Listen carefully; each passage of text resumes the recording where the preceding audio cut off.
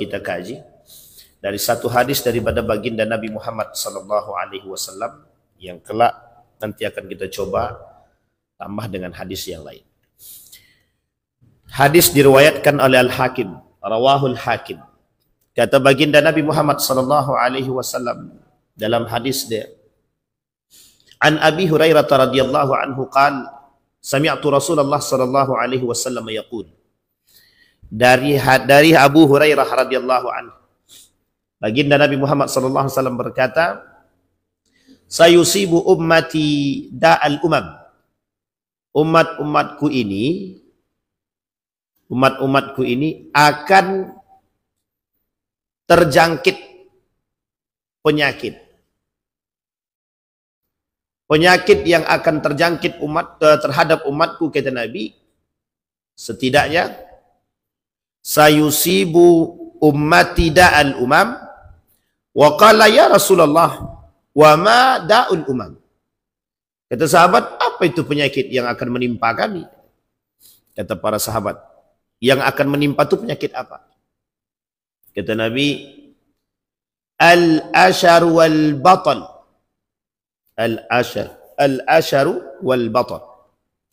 Apa al-ashar wal batal? Al-kufru an ni'matillahi wat tasarruf kaifa isti'malu ni'matillah. Ni'matullah. Kata para ulama merujuk kepada hadis Nabi al-ashar wal batal, kufur akan nikmat Allah. Yang kedua, berlebih-lebihan dalam nikmatnya Allah tadi. Contohnya, dapat nikmat, dapat rezeki, dapat kesehatan. Misal Bapak Ibu dapat nikmat kesehatan, langsung Bapak Ibu gunakan untuk hal-hal yang bermaksiat kepada Allah. Misal Bapak Ibu demam. Karena demam, tak bisa main batu domino. Selesai sehat, semuanya main. Dipaksa badan nih. Pagi main bola, siang main futsal, malam sore main badminton, malam dia main lagi, besok pagi tumbang. Hati-hati Pak. Ini kemarin itu di tempat kami main voli, udah lama ndak main, tiba-tiba main voli. Main voli pertama kali main langsung 3 set. Di akhir main pingsan. Besok pagi meninggal. Ini sesuatu yang berlebihan itu tidak baik. Sesuatu yang berlebihan tak baik. Jadi kita perlu tahu kondisi.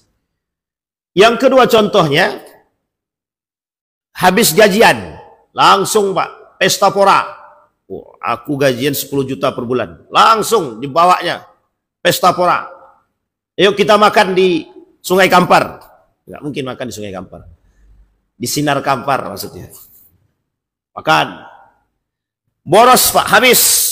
Dalam makan yang banyak tadi, mesti ada sesuatu yang tidak Allah sukai. Apa yang tidak Allah sukai? Al-israf. Apa itu israf? At-tabdzir. Berlebihan Allah tak suka, tabdzirnya Allah tak suka. Ini buat kita semua Bapak Ibu. Ini buat kita semua. Yang suka yang sering melakukan yang disebut dengan kenduri, syukuran. Allah tak larang. Bapak Ibu mau syukuran, Allah tidak larang. Yang Allah larang dalam urusan syukuran itu, satu, Bapak Ibu syukuran, tapi syukuran yang Bapak Ibu buat menentang Tuhan, atau keluar dari jalur syariat. Alhamdulillah, hasil menang judi, kita syukuran. Hasil menang judi, tapi syukurannya dengan doa. Sampai sini paham? Ini mesti bertentangan Pak. Hasilnya haram, mau dihalalkan dari syukuran. Nah, ini banyak yang seperti ini, tapi banyak yang tak sadar nih. Bukan hanya persoalan judi saja. Banyak nih persoalannya. Ini contoh nih. Menang sabung ayam, langsung syukuran. Syukurannya pakai khatam Quran. Coba bayangkan. Nah, ini hati-hati. Walhamdulillah Ustaz. Hasil jual khamar semalam, hasil jual khamar, alhamdulillah pula lagi. Alhamdulillah Ustaz, hasil jual khamar semalam. Alhamdulillah Ustaz, hasil jual narkoba. Alhamdulillah Ustaz, hasil curi tanah. Dia alhamdulillah semua, tapi ada kemaksiatan di situ. Itu israf. Tidak boleh Pak. Kita dapat harta, makan semua. Pokoknya apa yang bisa kalian makan, makan sepuasnya. Banyak yang tidak disukai oleh Allah. Kenapa kita sudah berlebihan? Oh, ini cuma 10 orang. Orang yang datang syukuran itu cuma 10. Makanan yang dipesan 20. Jadi satu orang, 2. Ternyata sanggupnya cuma setengah.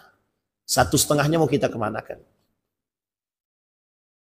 Itu pada poin yang pertama kita sudah kena israf.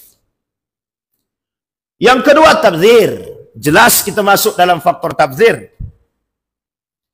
Dalam setiap acara kenduri syukuran apapun pasti ditemukan tabdzir. Sekarang saya tanya, siapa yang mau makan sisa orang? Ada yang mau makan? Kalau sisa Nabi, rebutan orang mau makan. Tapi sisa kita siapa yang makan? Ibu, kalau anak makan, Bapak Ibu anak makan, bersisa nasi sedikit. Ada yang alergi makan sisa anak tuh? Orang tua. Kalau orang tua alergi makan sisa anak, berarti orang tuanya sedang menyediakan lapangan, bukan menyediakan, mengantarkan anaknya ke neraka itu. Sedang orang tuanya sedang mengantarkan anaknya menempuh indikasi-indikasi untuk melakukan perbuatan yang tidak disukai oleh Allah. Anak tapi kalau sisa orang bagaimana? Sekarang saya tanya Bapak Ibu, di mana Bapak Ibu pernah ikut syukuran yang menemukan bersih semua, tidak ada tabzirnya? Ada nggak? Hampir tidak ada. Itu kan banyak orang Pak Ustadz. Nggak usah kalau gitu banyak orang. Coba lihat makan yang berlima atau 10 di warung makan. Berapa banyak manusia yang memperhatikan urusan tabdzir ini dalam makanannya? Baik Muslim. Nggak usah kita bicara yang lain. Tapi Muslim kita bicara. Berapa banyak? Kalau mereka sadar akan yang kecil ini, mereka tak akan berbuat. Tidak akan Pak. Mereka tidak akan berbuat tabdzir. Al-Ashad. Orang yang seperti ini masuk dalam kategori al-israfu min ni'matillah. Berlebihan dalam nikmatnya Allah. Tapi ada orang yang lebih parah di atas itu. Namanya al-ashar. An-ni'matillah. Apa itu al-ashar? Al-ashar itu al-kufru min ni'matillah. Dia kufur terhadap nikmatnya. Sekarang pertanyaannya, apa contohnya kufur terhadap nikmat Allah tadi? Yang paling sederhana, kufur terhadap nikmat Allah itu satu, tidak mau bayar zakat. Sampai sini paham Bapak Ibu ya? Orang yang enggan membayar zakat, kufur nikmat Allah. Yang kedua, orang yang tidak pernah bersedekah atau berat bersedekah, kufur nikmat Allah. Yang ketiga, adamul qana'ah an ni'matillah, tak pernah puas dengan nikmatnya Allah yang Allah berikan. Ini mesti paling banyak nih yang nomor 3 ini juga nih. Nanti kita kasih contoh satu-satu. Adamu tidak mau qana'ah, merasa cukup dengan nikmat yang Allah berikan. Tidak mau dia Pak. Yang ketiga, yang keempat, paling berbahaya. Yang kata para ulama lebih condong pada kalimat kufur itu disandarkan pada yang keempat. Mencaci, maki, dan mencela-cela nikmatnya Allah. Na'udzubillah, summa na'udzubillah. Apa contohnya? Nanti kita lihat contoh yang pertama. Contoh yang pertama, orang yang wajib zakat tapi dia tak mau bayar zakat. Baik zakat mal ataupun zakat fitrah. Ini sudah jelas Pak. Kalau dia tak mau membayar karena apa? tidak ada hukum zakat, tidak wajib bayar zakat, dia telah terjerumus dalam kekufuran yang nyata. Dia mengingkari zakat, dan dia menolak perintah Tuhan, dia menolak perintah Allah, adamut ta'ah wal ihmal billah. Satu, dia tak taat pada Allah. Yang kedua, dia ingkari hukum wajib zakat. Yang ketiga, dia bermaksiat kepada Allah. Yang keempat, dia sangat-sangat tidak patuh kepada Allah. Kufur, Pak.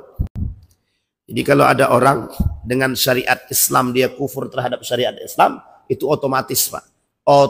Otomatis mungkar. Otomatis kufur. Kafir tidak, kufur iya. Itu otomatis. Otomatis itu bagaimana maksudnya, Pak Ustaz? Ada orang yang mengingkari syariat Islam, itu syariat tapi diingkari sebagai satu syariat, maka terjebak dalam ibtalu wa ihbatul amal. Allah batalkan dan Allah hapus semua amal ibadahnya. Itu zakat.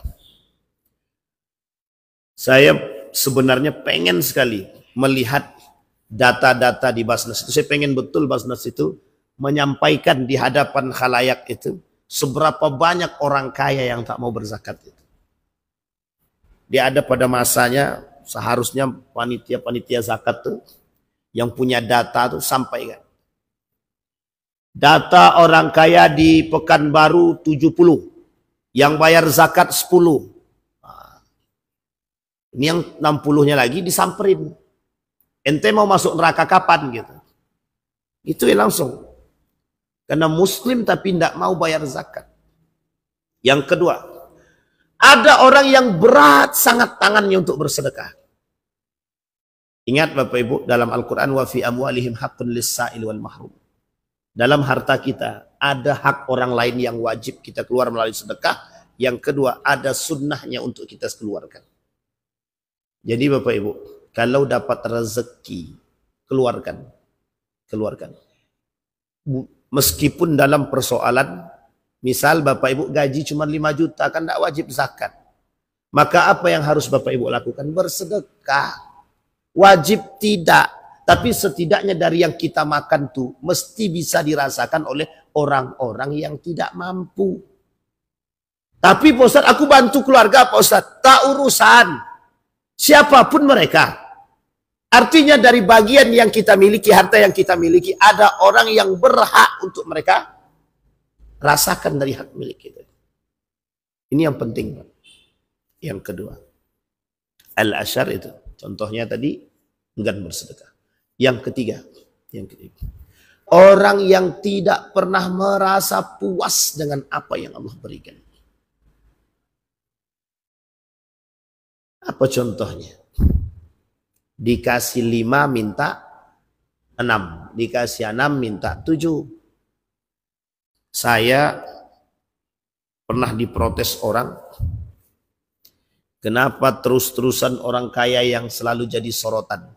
Ya dalam hadisnya begitu tidak mungkin kita rubah. Hai orang-orang miskin, jangan sombong dengan harta yang kau miliki. Apa yang mau disombongkan? Hartanya tak punya. Sampai sini paham ya?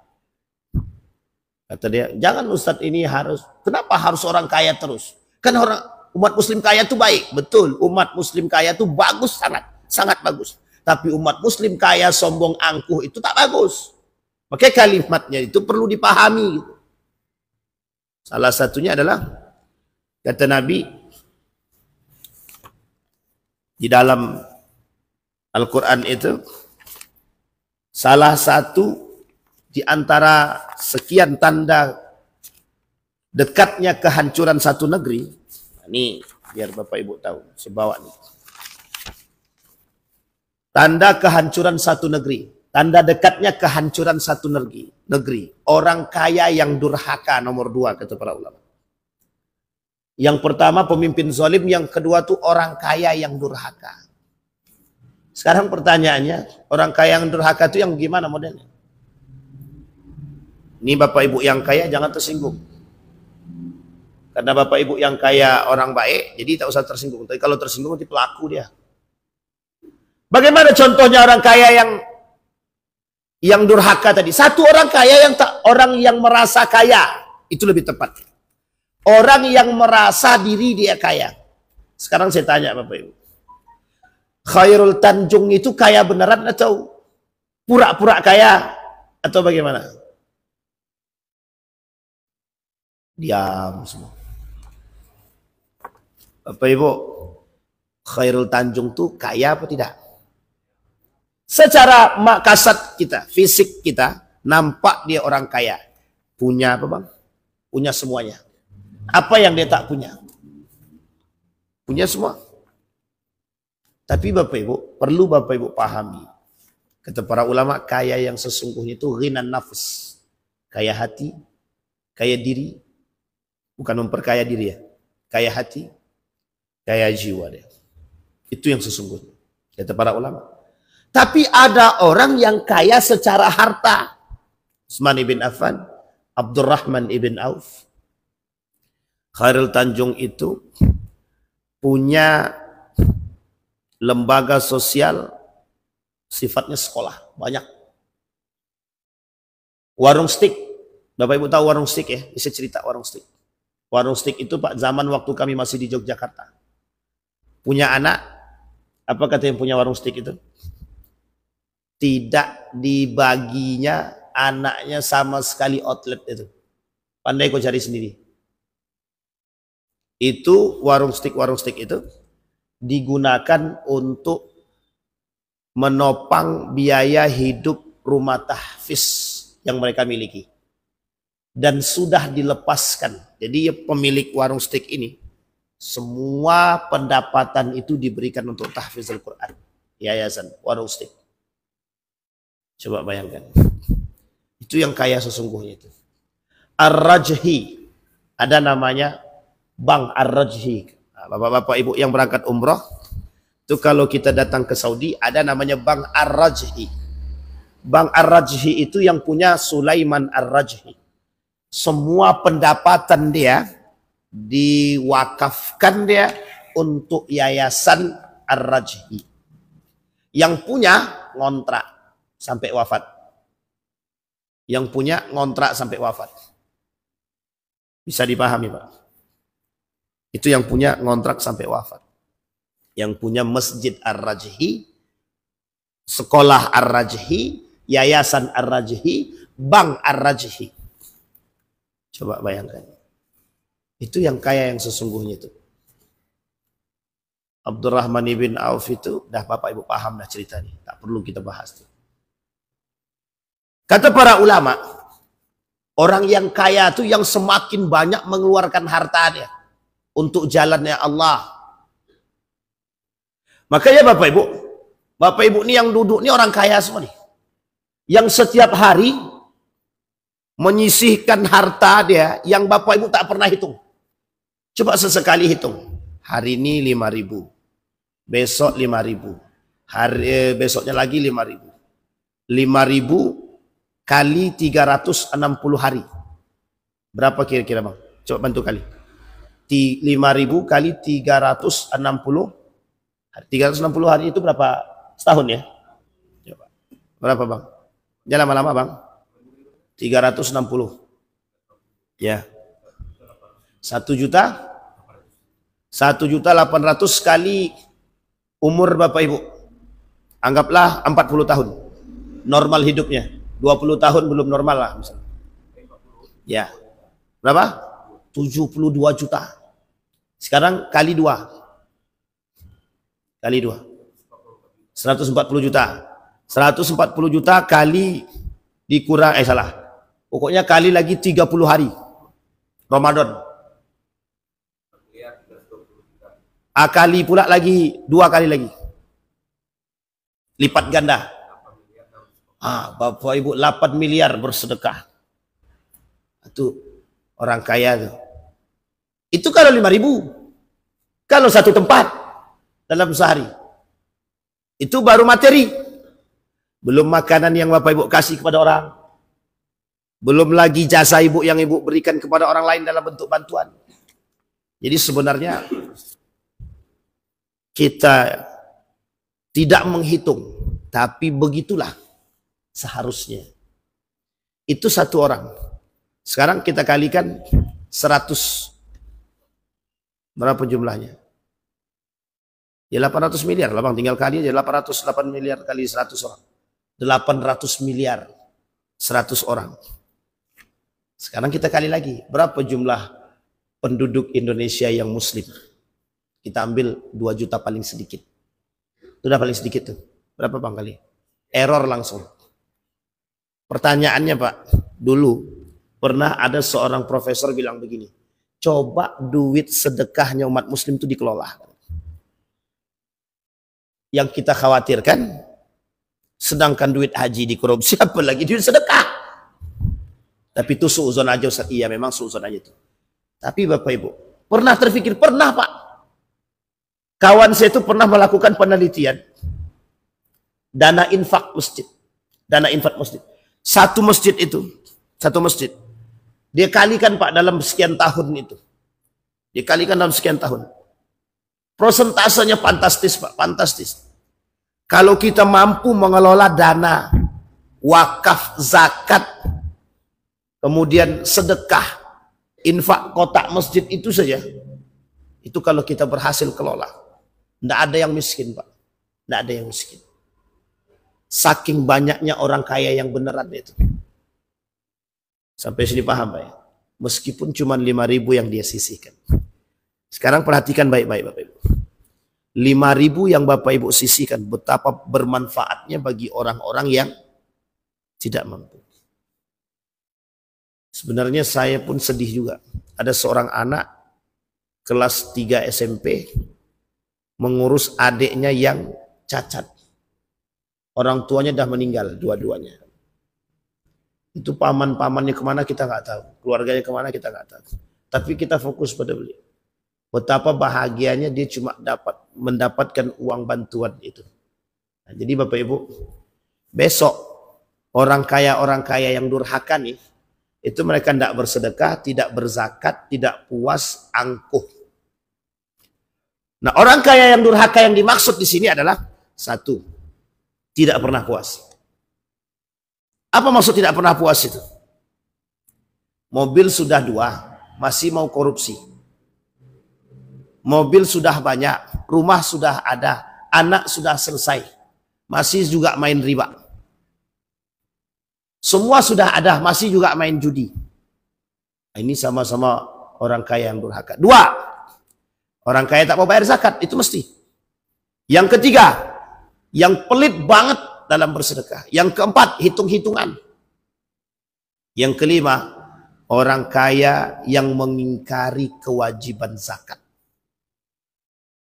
Nah, itu yang menjadi masalah. Poin terakhir ini nih. Orang kaya yang tak mau bayar zakat kelak dan mengingkari zakat kelak, itu yang sesungguhnya durhaka. Yang kedua, orang kaya yang sesungguhnya durhaka kepada Allah, yang sombong dengan hartanya. Jangan kau duduk dekat mobil aku. Lecet, harga mobil ini mahal. Ambil palu tokok sekali. Mesti tak berani kan? Sampai sini paham Pak.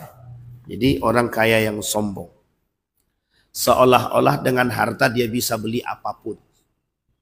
Kami punya harta. Orang Bani Israel dulu begitu dia. Musa, kami punya harta. Kami punya kekuasaan. Kami bisa beli apapun yang kami mau. Sesekali Tuhanmu tidak akan pernah menurunkan azabnya. Apa yang terjadi? Nabi Musa berdoa kepada Allah. Ya Allah, hancur semua. Paham maksud saya Bapak Ibu? Jangan sampai orang-orang yang kaya-kaya ini menjadi penyebab turunnya azab dari Allah. Orang-orang kaya yang durhaka menjadi penyebab turunnya azab dari Allah untuk yang lain. Sampai sini paham Pak ya? Baik. Yang poin penting lainnya. Orang kaya yang durhaka menyebabkan rusaknya sistem keseimbangan. Apa contohnya? Contohnya itu tadi. Merasa kaya, orang kaya bisa membeli apapun. Contoh, orang kaya bisa beli hukum. Akhirnya hukumnya yang tadinya adil jadi tidak rusak apa tak rusak? Rusak apa tak rusak? Rusak. Jadi keseimbangan itu sudah tidak ada. Baik, kembali kepada poin kita. Al-asyar, orang yang kufur nikmatnya Allah. Kemudian batal, yang berlebihan dalam nikmatnya Allah. Dibuat pesta semeriah mungkin. Kelompok jahiliyah, sebelum datangnya Islam, kalau mereka setelah selesai melaksanakan atau selesai mereka panen, mereka dapat keuntungan yang banyak. Apa yang mereka buat? Pesta pora, minuman khamar, judi. Nah, kalau ada manusia sekarang seperti itu, dia lebih jahiliyah daripada jahiliyah dahulu. Bisa dipahami, Pak? Orang sekarang itu lebih jahiliyah daripada jahiliyah yang dulu. Siapa mereka yang melakukan perbuatan demikian? Orang jahiliyah dulu, Islam belum datang. Setelah Islam datang, tak ada yang berpesta pora. Tapi di akhir masa kepemimpinan dinasti Abbasiyah dan Andalusia, mereka lupa dengan Allah.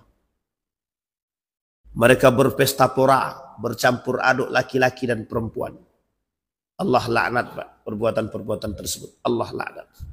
Allah membenci perbuatan-perbuatan tersebut yang tidak Allah sukai. Jadi Bapak Ibu, jangan salah ketika Allah menurunkan bencana kepada kita, yang harus kita jadikan sandaran utama, kita lihat, Pak, mengapa Allah turunkan bencana. Banjir tak berhenti, karhutlanya terjadi. Jangan pahami dulu karena ulahnya manusia, betul. Zaharal fasad fil barri wal bahri bima kasabat aydin nas liyudhiqahum ba'dalladzi amilu la'allahum yarji'un. Kata Allah, kerusakan itu betul disebabkan ulah tangan manusia sendiri. Seperti karhutlah, Ustaz, itu kan disebabkan ulah tangan manusia sendiri karena mereka yang membakar. Bukan itu saja. Yang dimaksud dengan penyebab adalah yang disebabkan oleh tangan manusia sendiri. Karena kedurhakaan manusia kepada Allah, Allah turunkan, Pak. Allah tidak kasih hujan, kemarau sepanjang hidup enggak kita tuh. Tidak ada hujan, kita protes. Hujan turun, kita pun protes. Karhutlah, banjir. Coba lihat ketika kasus banjir yang paling sederhana. Saya kadang-kadang suka heran, Pak. Ketika banjir yang melanda di Pelalawan, sampai satu atap tuh hilang. Sampai ke atas, Pak, di desa apa namanya itu? Dusun tuh apa namanya itu? Yang pedalaman itu apa namanya, Pak? Ya pokoknya itulah daerahnya. Pelalawan, Kerinci, itu banjir, Pak, sampai ke atas itu. Coba dibayangkan sekali saja. Bisa jadi itu dalam bentuk azabnya Allah buat kita. Kalau kita pahami, itu karena bendungan air terbuka tuh, Ustaz. Kalau tak terbuka, kalau Allah kata, caranya Allah membuat banjir itu banyak. Mau dibuka bendungan kek, mau hujan tidak diberhentikan oleh Allah, kek, itu terserah Allah. Tapi pahami betul kalau itu bisa jadi azab dari Allah. Coba bayangkan, andai kata seminggu sekali Allah datangkan, kira-kira besok tuh masih ada enggak yang tinggal di situ? Sampai sini paham, Pak? Pahami betul azabnya Allah itu. Kadang-kadang kita ini setiap datang bencana, itu paling gempa bumi karena gesekan lempeng saja. Coba bayangkan. Tapi coba pahami. Azab, cobaan, bencana bisa jadi Allah berikan kepada kita untuk mengingat kita. Orang masyarakat Riau, kalian sudah terlalu banyak korupsi. Kalian sudah terlalu banyak narkoba. Sudah terlalu banyak judi. Kalian sudah terlalu banyak minuman khamar. Berhentilah. Masyarakat Riau, kalian sudah terlalu banyak berzina. Berhentilah. Kalau semua ini sudah kita lakukan dan menjadi mayoritas, apa yang tidak mungkin Allah lakukan? Tak ada yang tak mungkin, Pak. Buktinya, COVID datang, masuk masjid pun takut. COVID datang, masuk masjid pun kita takut. Sekarang pertanyaannya, kita ini sengaja dibuat jauh daripada pemikiran-pemikiran seperti itu. Agar kita ini lalai. dari hal-hal yang demikian. Oke Bapak Ibu ya, bisa dipahami? Baik. Yang ketiga, kata Nabi dalam hadis tersebut, at-takatsur wat tanajus. 6 yang menjadi tanda dekatnya kehancuran satu negeri. Yang ketiga, at-takatsur. Siapa yang hafal ayatnya, Pak? Bang Didi hafal at-takatsur? Coba. Ini bukan uji coba, coba dulu. Jangan ngaku hafal tapi tak hafal. Arti al-takatsur itu apa Bapak Ibu? Sekarang Bapak Ibu yang hafal luar kepala. Apa arti at-takatsur? Apa Pak? Bermegah-megahan. Nama lainnya apa? Orang-orang yang suka menumpuk-numpuk harta. Suka menumpuk harta. Sekarang Bapak Ibu perhatikan, kita ambil ilustrasi paling sederhana. Mulai dari zaman Zainuddin MZ sampai hari ini ilustrasinya sama. Coba Bapak Ibu bayangkan, mengapa orang korupsi itu tetap korupsi? Rumah dia punya, ya rumah dia punya, mobil dia punya, sawit dia punya. Sekarang saya tanya, mengapa masih korupsi? Mengapa masih korupsi? Ada Bapak Ibu yang bisa jawab? Kenapa Pak? Ingin tampil beda. Ingin dimuliakan. Ingin dipandang. Kenapa? Ada penyebabnya, ada. Rasa syukur yang tak ada. Ada yang bertanya kemarin begini, Ustaz, kapan negeri kita nih bersih daripada korupsi? Saya langsung jawab, tanya sama Pak Presiden. Saya bilang, kalau saya presidennya ya pas dia bertanya. Tapi kalau bertanya kepada saya, ya jelas tidak tepat pertanyaannya Pak. Kecuali kalau awak presiden. Sampai sini paham Pak ya? Anies Baswedan bilang, kalau saya jadi presiden, itu program pertama dalam mengatasi korupsi, memiskinkan. Kalau di Cina dibunuh kan, dimatikan. Tapi kalau Anies Baswedan dimiskinkan. Coba lihat dianalisa dua kebijakan ini. Ternyata memiskinkan orang itu lebih parah daripada membunuh Pak. Kalau dia mati, harta korupsinya masih ada. Tapi kalau dimiskinkan, sampai 7 turunan dimiskinkan, atau 5 turunan, atau 3 turunan saja, tidak sampai 5 turunan. Tobat juga dia Pak. Apa jawabannya? Sederhana Pak, betul. Seperti yang dilakukan oleh Nabi Yusuf pada masanya. Nabi Yusuf itu, orang-orang kaya yang sombong dan angkuh itu, dimiskinkan Pak. Dimiskinkan. Jadi baru saya paham nih, baru saya paham. Nabi Yusuf itu merubah sistem itu. Yang kaya harus merasakan miskin. Tapi yang orang kaya yang sombong ya, yang angkuh, yang rakus. Orang-orang yang bermegah-megahan, yang rakus dengan hartanya, yang selalu menumpuk-numpuk harta itu orang-orang rakus saja. Orang tabak. Alasan ada, satu gengsi gaya hidup, FOMO. Balik lagi. FOMO. Itu mesti gaya hidup Pak. Dorongan. Ada mobil merek baru. Masa aku kepala dinas nggak bisa beli itu?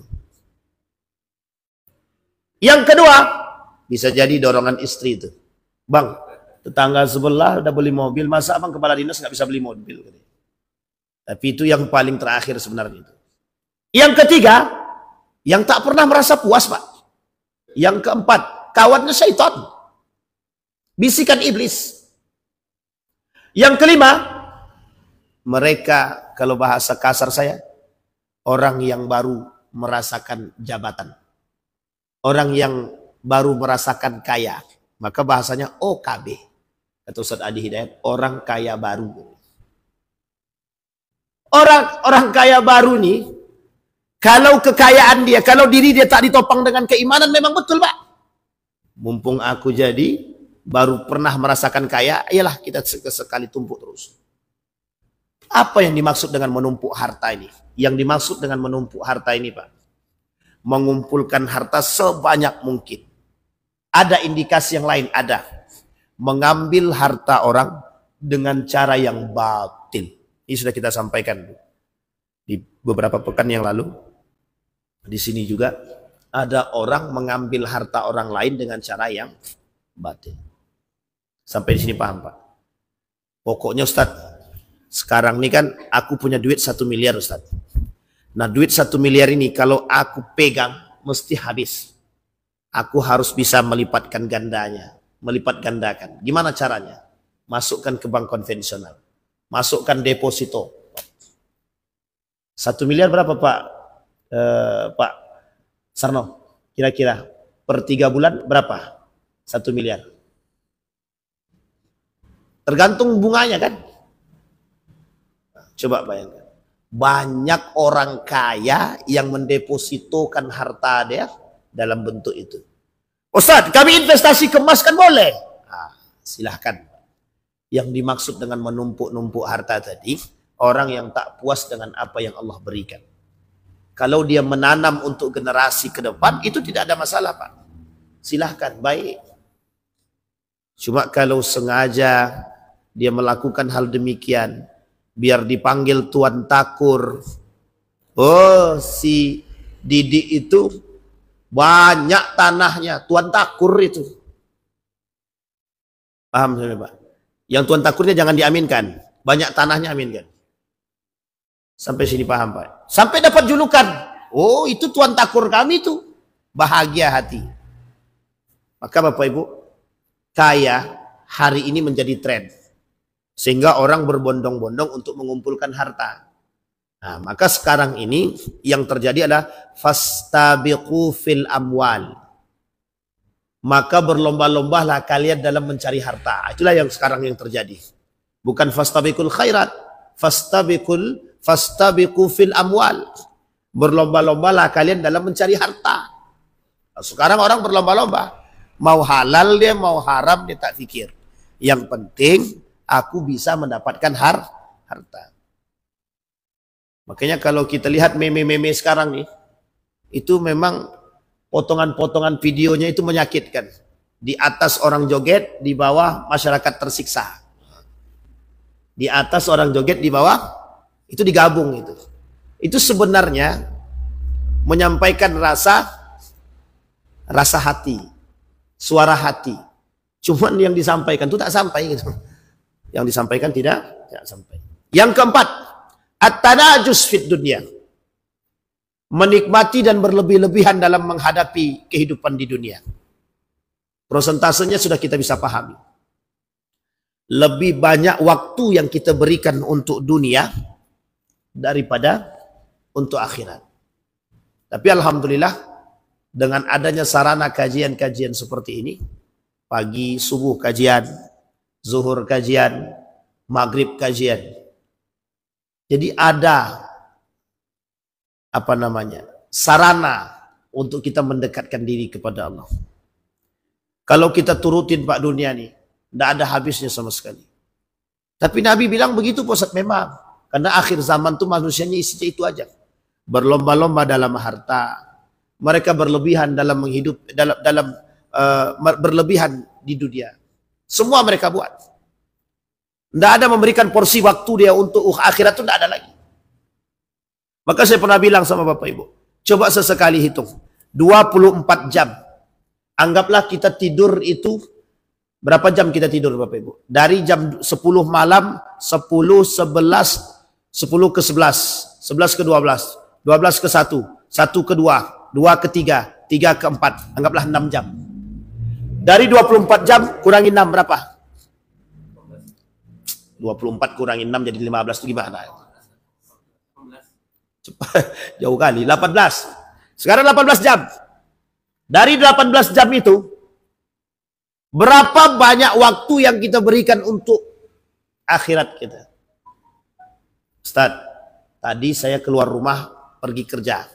Kerjanya dari jam 7 pagi sampai jam 4 sore. Berapa jam tuh? 8, 9, 10, 11, 12, 1, 2, 3, 4. 8 jam.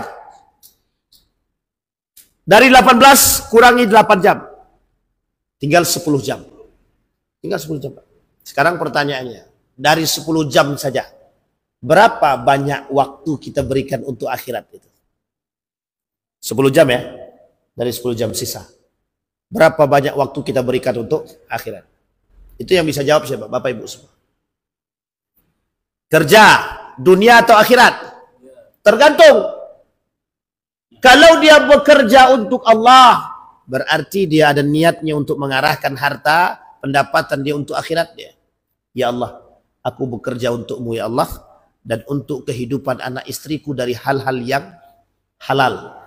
Aku tidak pengen anak istriku dapat yang haram. Ini akhirat atau dunia? Dunia akhirat. Dunia akhirat, Pak. Tapi kalau tak ada niat sama sekali bagaimana? Itu untuk akhirat aja berarti. Ya Allah, aku kerja untuk beli mobil ya Allah. Nanti kalau sudah dapat mobil satu, aku tambah lagi ya Allah. Wah. Sekarang 10 jam yang sisanya mau gimana? Sampai rumah, main HP. Salat lalai. Zikir tak pernah. Baca Quran tunggu. Paling aktivitas kita hari-hari, baca Quran paling banyak kita baca Quran 5 kali dalam sehari, paling banyak.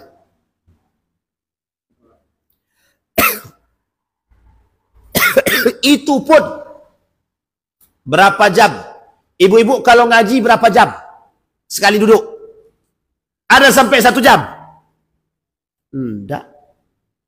Tapi main gaplek, domino, main judi online, main game online, sekali duduk tidak cukup 1 jam. Apalagi sekarang penyakit nih, penyakit betul. Kalau sudah duduk pegang HP, Instagram, capek Instagram ganti TikTok, capek TikTok ganti YouTube, capek YouTube ganti Facebook, capek semuanya, capek Facebook balik ke Instagram balik. Coba bayangkan, habis waktu kita di situ. Sedang masak, guys. Kau lihat, guys, aku sedang masak, guys. Coba. Sekarang Bapak Ibu tidak usah khawatir. Aktivitas hari-hari itu, apa yang tidak ada sekarang nih di TikTok, Instagram, YouTube, Facebook, apa yang tak ada? Tak ada, Pak. Semua ada. Sampai mohon maaf urusan pribadi rumah tangga saja ada dalam Facebook itu sekarang. Coba bayangkan.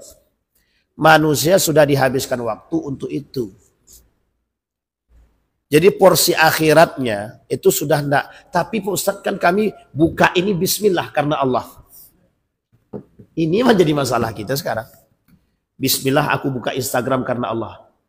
Memang awalnya yang ditengok motivasi Pak Ustadz. Iya memang motivasi yang pertama. Kedua, ketiga, keempat itu motivasi apa? Bisa dipahami Bapak Ibu ya. Laki-laki, perempuan, kalau sudah terjebak dalam rasa keinginan dan yang disukai, tidak akan berhenti Pak. Tidak cukup sebentar. Kita ambil contoh. Ibu-ibu cuma tengok masak.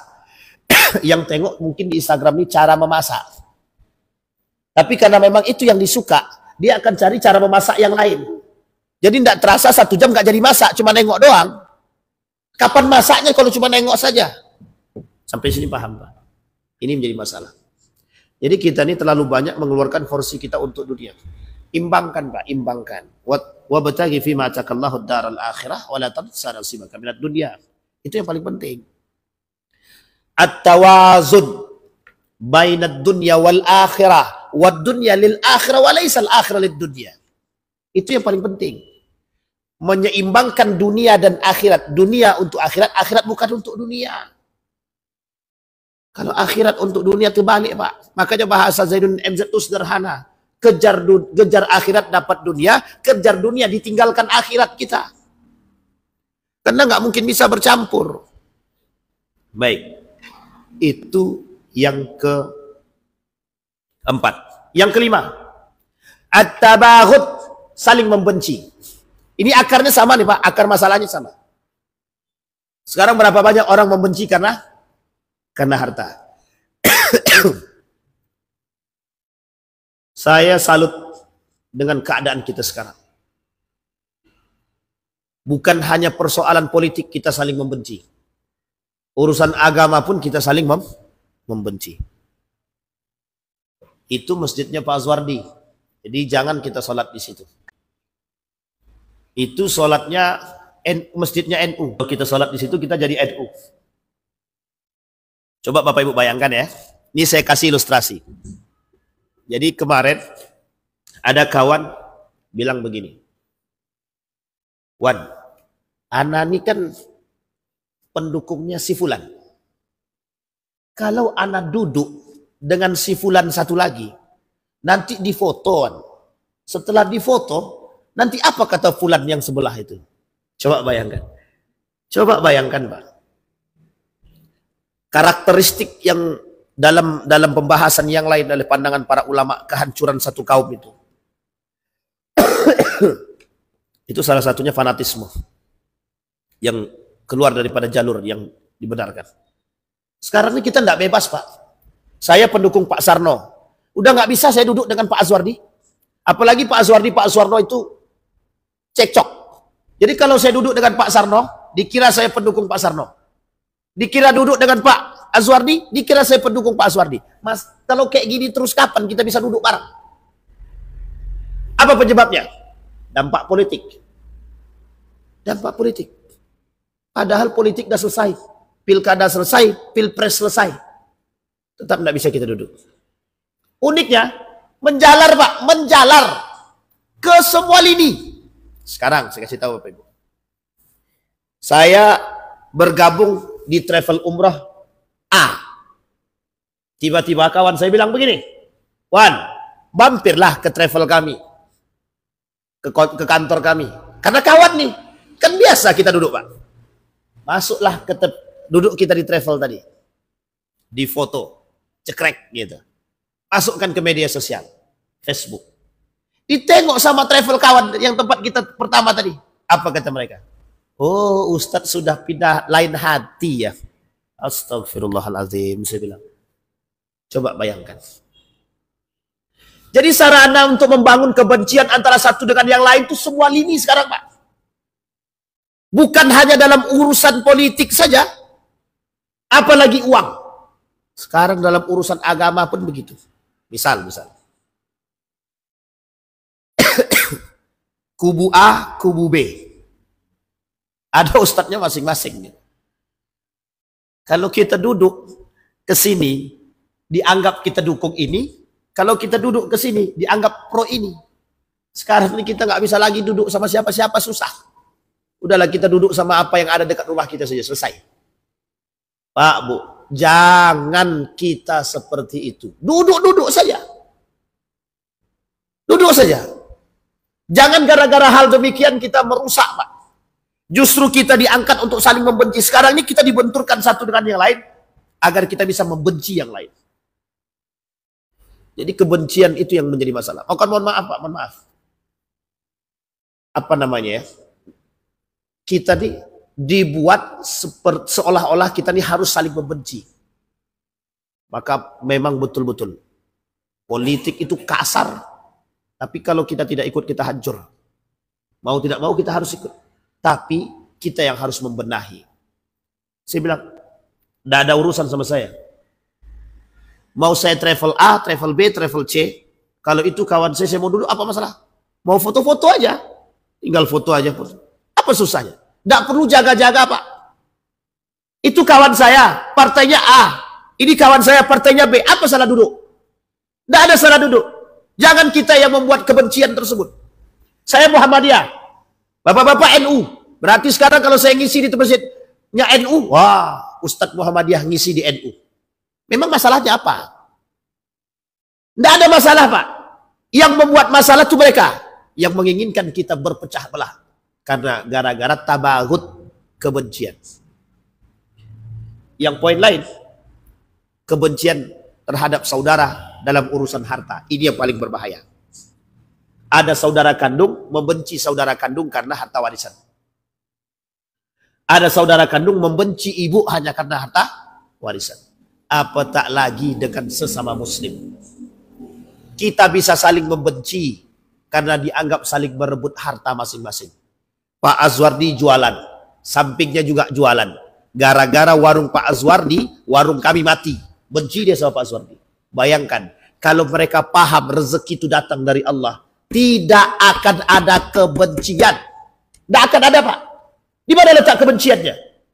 Kalau kita yakin segala sesuatu datang dari Allah. Kalau kita paham kemenangan, kekalahan, itu datang dari Allah. Selesai, Pak. Apa yang mau kita bencikan? Tidak ada, Pak. At-tabaghut. Saling membenci. Ada poin yang terakhir yang keenam. At-tahasud. Saling dengki, iri hati. Nah, ini yang penyakit ini. Penyakit kita sekarang, saling membenci, saling iri hati. Kata Nabi, kalau terjangkit 6 penyakit itu, kata Nabi, kalian akan melihat 6 penyakit ini akan melekat pada ummati. Yusibu ummati da'al umam, kata Nabi.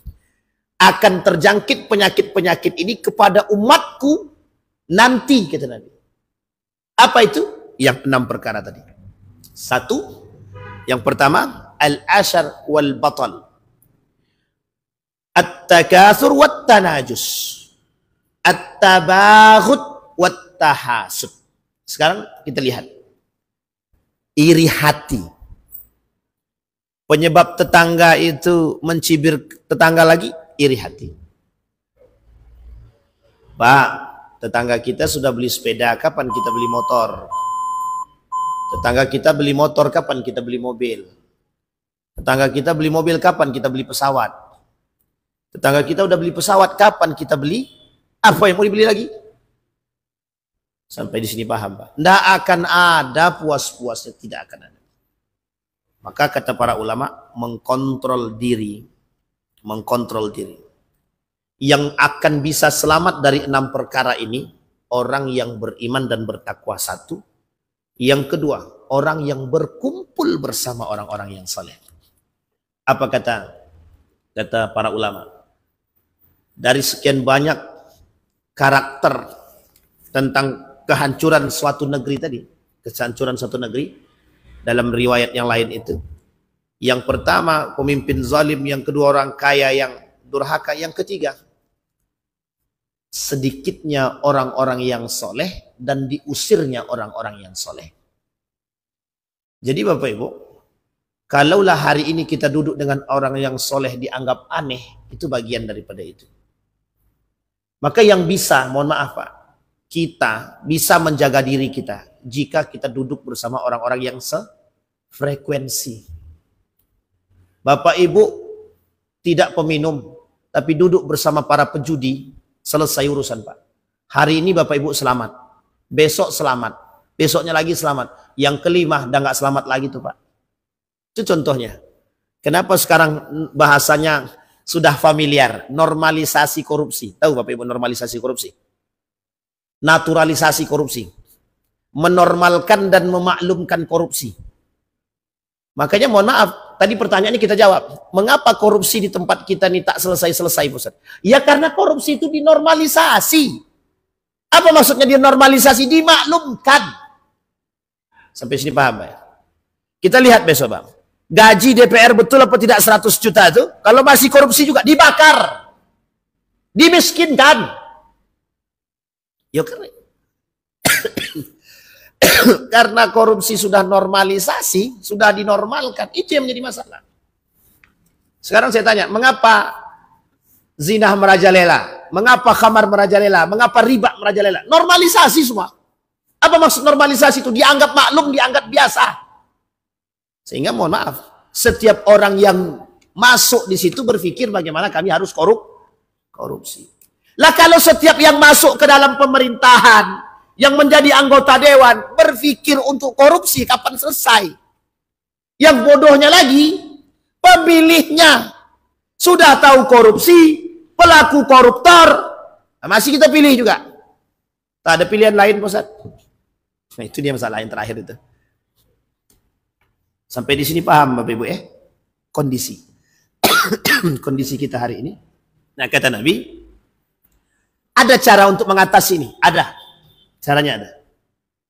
Yang pertama untuk pribadi kita, yang tadi, kuatkan iman dan ketakwaan. Hidup di akhir zaman tidak semudah hidup pada masa dahulu. Hidup di akhir zaman tantangannya lebih berat. Apa itu tantangannya berat? Ketika semua orang melakukan kemaksiatan, kita harus fokus pada kebaikan. Ini tantangan kita. 10 orang yang bermaksiat, 10 orang yang bermaksiat, usahakan kita yang taat. Sampai sini paham ya Pak ilustrasinya Pak? 10 orang yang bermaksiat, di antara 10 ini usahakan kita yang taat kepada Allah. Berarti Pak Ustadz kita tak bisa lagi duduk dengan orang-orang yang soleh. Karena tak ada yang soleh di sini, maksiat semua Pak Ustadz. Jika Bapak Ibu temukan dengan kondisi seperti ini, maka jalan terbaik beruzlah atau berdiam diri, itu lebih baik. Mohon maaf, apa maksudnya Pak Ustadz? Sebaiknya tidak usah keluar rumah, kecuali pada hal-hal yang penting saja. Kalau kita temukan. Tapi sekarang alhamdulillah kan kita masih banyak. Perkumpulan orang-orang soleh masih ada. Masuk ke masjid setiap maghrib, ada setiap maghrib kajian, ada zuhur, ada asar, ada juga maghrib. Alhamdulillah Pak, itu sudah banyak. Subuh sudah banyak. Artinya semoga ini bisa tetap istiqomah. Tapi kan kita nggak tahu. Bisa jadi mereka yang ikut itu husnuzon kepada Allah. Kemudian Bapak Ibu, di tengah orang-orang banyak yang memakan harta yang haram, usahakan diri kita memakan harta yang halal. Mohon maaf, terpengaruhnya orang terhadap yang haram karena mohon maaf ada unsur keharaman pun yang dia makan. Sampai sini paham ya? Bapak Ibu, ada orang main judi, Bapak Ibu enggak main, orang main judi di situ. Dari hasil judi tadi dibelikan minuman. Bapak Ibu masih tetap di situ. Bapak Ibu enggak main, tapi dikasih minuman. Cuman duit minuman tadi dibeli dari duit judi. Kira-kira yang kita makan bagaimana? Sampai sini paham ya Bapak Ibu ya? Ini hanya ilustrasi, kiasan bagi kita. Yang seharusnya kita bisa menjaga diri kita. Jadilah manusia yang aneh di tengah orang-orang yang menormalisasikan keanehan. Jadilah manusia yang taat di tengah manusia yang menormalisasikan kemaksiatan. Insya Allah kita termasuk orang-orang yang selamat. Kita berdoa kepada Allah. A'udzubillahi minasyaitonirrajim. Bismillahirrahmanirrahim. Hamdas syakirin, hamdan naimin, hamdan yuwafi ni'amahu wa yukafi'u mazidah. Ya Rabbana lakal hamdu kama yanbaghi li jalali wajhikal karim wa azimi sultanik. Allahumma salli ala Muhammad wa ala ali Muhammad. Allahumma faqihna fid din wa limna ta'wil. Allahumma ighfir lahum warhamhum wa'afihim wa'fu anhum wa akrim nuzulahum wa wasi' madkhalahum waj'al al-jannata mathwahum. Allahumma ighfir lana dhunubana wa kaffir 'anna sayyi'atina wa tawaffana ma'al abrar. Ya Aziz ya Ghaffar ya Rabbal alamin. Allahumma a'idna ala dhikrika wa syukrika wa husna ibadatik. Rabbana hab lana minas salihin. Allahumma akhtimna bis salihin. Rabbana hab lana min azwajina wa dhurriyyatina qurrata a'yun waj'alna lil muttaqina imama. Allahumma akhtimna bis salihin. Allahumma ij'alil Qur'ana al-'azima rabi'a qulubina wa nura sudurina wa jilaa'a ahtanina wa dhihaba humumina wa ghumumina. Rabbana atina fid dunya hasanah wa fil akhirati hasanah wa qina azabannar. Walhamdulillahi rabbil alamin.